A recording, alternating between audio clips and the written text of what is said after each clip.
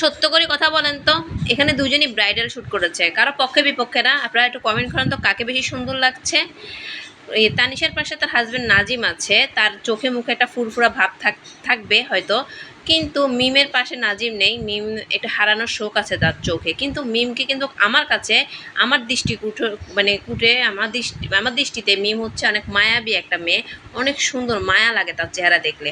আর তানিশা সাজছে না, তানিশাকে আমার কাছে সত্যি করে বলতেছি মানে কটকটি রানীর মতো লাগতেছে, একদম পুরাই কিরণমালার কটকটি আছে না, কটকটির মতনই লাগতেছে।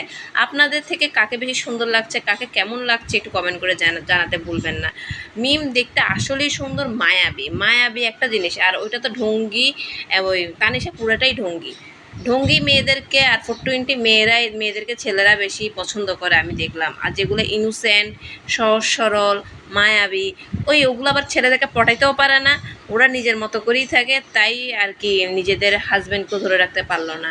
আজকাল যুগটাই এমন। কমেন্ট করতে ভুলবেন না কাকে বেশি সুন্দর লাগছে, কাকে কটকটির মতো লাগতেছে একটু বলে যান তো।